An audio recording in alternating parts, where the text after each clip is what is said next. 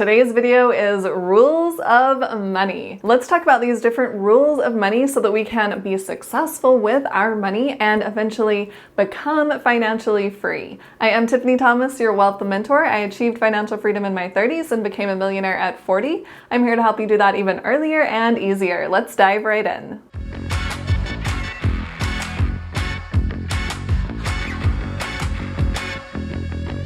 All right, if you really want to take control of your financial future, we need to know these rules of money. And make sure and stick around until the very end because I'm saving my best rule for last. Rule number 1 is to spend less than you make. I'm sure you've heard of this rule before. We talk about it a lot, but a lot of people don't actually do this. It's important that you know how much money you are bringing in and how much money you are spending. We want there to be a gap so that we can save and invest our money. One way I like to do this is by keeping a spending plan. I have a Google sheet that I use, and then I use a free app. It's called Empower. If you are interested in the app, I will leave a link below. You can click on that and set up a free account. But with Empower, you can hook all of your financial accounts to Empower, and that way you can see your full financial picture in one place. You can see all of your income that's coming in. You can see all of your expenses that are going out. You can see how much is in your savings, how much is in your checking. You can see how much is in your investment accounts, and you can add the value of your home if you own your own home. And you can see your mortgage balance. You can see everything. This way you know exactly how much money is coming in and where it is going. That way you can make improvements because what gets tracked gets measured and improved. So I know we talk a lot about this, but it is really the first rule of money. And by doing rule number 1, we can move to rule number 2, which is to save or invest consistently. We definitely want to have an emergency fund set up in a savings account. I like keeping mine at Ally. They have a really good interest rate. It's at 4% right now. So it's a great place for me to store my money. I can earn a little bit extra money on that emergency fund. And when we are looking at our finances, we want to make sure that we don't just keep saving our money. Once we hit our emergency fund number, the amount that we want for an emergency, then we can move to investing. For example, if you want $20,000 for your emergency fund, once you have that 20 grand in your savings account, then all of the extra money you are making can go toward investing. We don't want to just keep money in our savings that we aren't planning to use. If we do have a short-term goal, maybe we want to take a trip to Israel or to Hawaii, then we can definitely save up for that trip. But make sure that you have your emergency fund, and then once you have enough for your trip, then you go back to investing all of your extra money. And honestly, one way I like to do this is to take a certain percentage and invest that every single month, even if I am saving up for something else. That way I'm continuing to invest my money and it will compound over time. And an easy way to start saving your money is to create an auto transfer. That way you don't have to think about it. You don't have to do it manually. You can set up an auto transfer every single month directly from your checking account to your savings account. And that way it's done every single month. And you can honestly do the same with your investment account. You can set up that auto transfer from your checking directly to your brokerage firm, whoever you are using, and then you can have it automatically invested in the stock market, depending on what you are investing in. And if you do want help automating your investing or just getting started in the stock market, I have a free masterclass where I go over how I help you invest in the stock market. I will leave a link below in the description. You can click on that and check out the free masterclass. But honestly, if we are not saving and then investing our money, we are never going to be able to retire.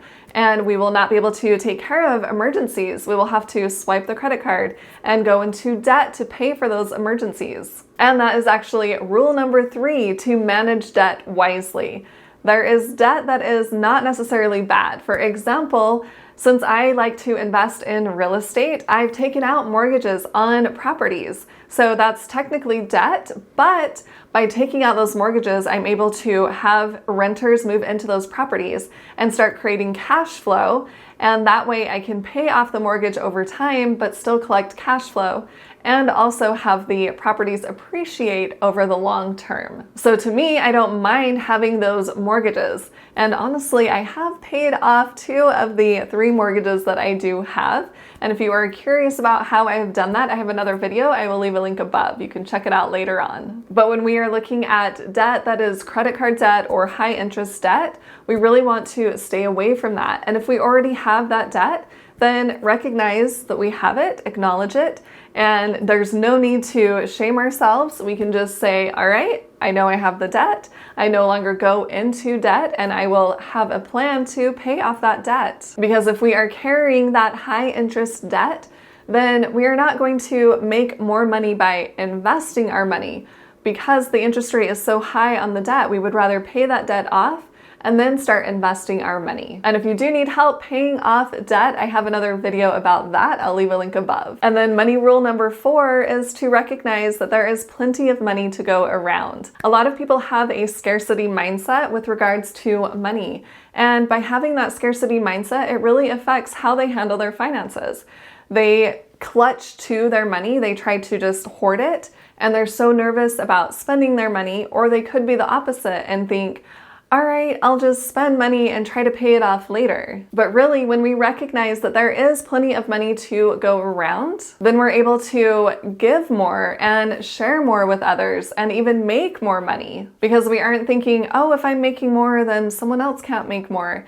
Of course, we know that's not true because other people are definitely making more money, and we can definitely make more money and help other people when we do make more money. And then money rule number 5 that I want to talk about, which is a little bit different, is be careful who you're spending your time with.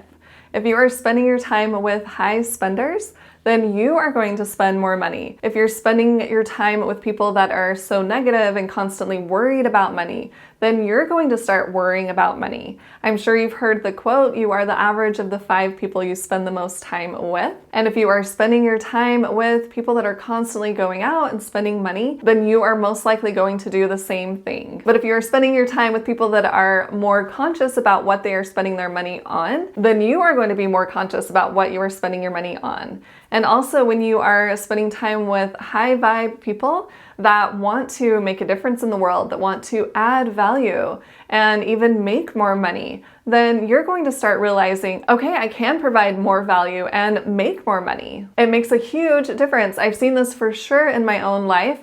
When I wanted to get started in real estate, it's because I had seen a friend be successful with real estate investing. And I kept thinking, all right, if he can do that, I can definitely do that. So I started asking him questions about doing that. And then I ended up purchasing a property and then another and another and another. So not only is it important to have friends that are on the same page or even above where you want to be, but also have mentors that have achieved what you want to achieve. And then money rule number 6 is to treat money well so it treats you well. And honestly, money is a tool, it's a resource, but when we are thinking, oh, I don't have enough money, or I really hate paying these bills, or just so stressed about money all of the time, we're going to have a lot of negative emotion toward money. But if we can realize that it's a tool and we can handle it wisely, then we're going to be able to pay our bills. We're going to be able to save money and invest money. We can treat money well. And in turn, it's going to treat us well because we are managing it properly. And then money rule number 7, and this one's a little different too, but money doesn't care about circumstances. It doesn't matter where you are in life, what your circumstances are, whether you are living in a mansion or you are living in a smaller home or you're living with people that don't have a positive money mindset. There's all different circumstances, but money doesn't care about that, right? It's just that tool, it's that resource. So if you're constantly saying, oh, I can't make money because of my circumstances, or I can't increase my income because I don't have time to do XYZ, whatever it is, that doesn't matter, right? We have to take control and realize that we have control of our own lives. We can always change our circumstances. And I'm not saying it's going to be easy by any means, but I'm saying it is possible. And once we realize that, we can start to take the steps toward making our circumstances better. And by doing that, we will be able to increase our income. We'll be able to invest our money because we won't be so focused on these negative circumstances. And then money rule number 8 is that money provides options, not happiness. Money is not equated with happiness. And actually, I did a video quite a while ago and I discussed how, yes, money can buy a certain degree of happiness. I think it was if you were making around $75,000, that's kind of the cap on the happiness. Because of course, when you are making so little, then you are stressed about keeping a roof over your head, keeping food on the table. So there is a tiny degree of happiness. But if you are just constantly focused on increasing the money all of the time, it is not going to bring happiness to your life. It does give you options, it gives you choices, but it doesn't make you happy. For example, I know that when I became financially free and I had quit my 9-to-5 job, I had the option to continue to work if I wanted to, or start my business, or spend more time with family, or travel more, right? I just had so many more options and choices because I had made enough money to become financially free. But I wasn't thinking, oh, I'm so happy, like I made it, and my happiness greatly increased, right? I was excited that I achieved that goal and I was very happy about that, but I was already a happy person before that. And if I wasn't already a happy person before I became financially free, then I would probably think, oh, well, becoming financially free is okay, but I really want to achieve fat fire, if you've heard of that, having an extra surplus. So make sure that you aren't just thinking, all right, if I make more money or if I have more money, then I will be happy. No, we need to be happy right now in our current circumstances with the current amount of money we are making. And realize, of course, we can always improve our circumstances. We can always increase the money that we are making. But by doing that, it's not going to make us happy. And then money rule number 9 is that money does not make you a better person. It only enhances the way you currently are. People often think if I have more money, then I can start donating my money or even more of my time. But honestly, if we aren't currently donating our money or donating our time, we aren't just going to flip a switch when we have money and start doing that, right? We have to do those things already in the circumstances that we are in now.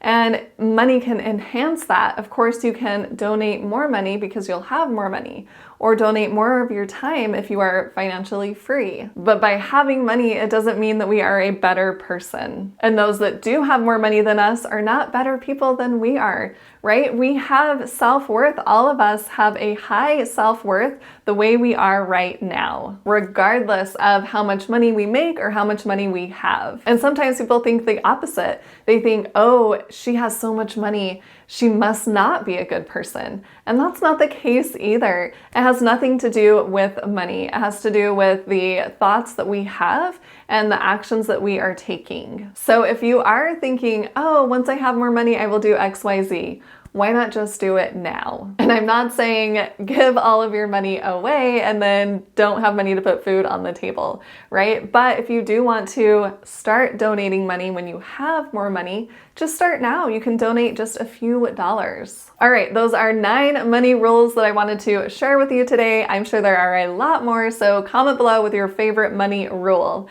And if you found this video helpful, please hit that like button and share it with someone else who would like to hear this information. And hit the subscribe button to subscribe to my YouTube channel and hit the little bell to get notified on when I post new videos. And if you want to see even more cool content from me, make sure and check out those videos on the side of the screen. Thanks so much for watching. I'll see you in the next video.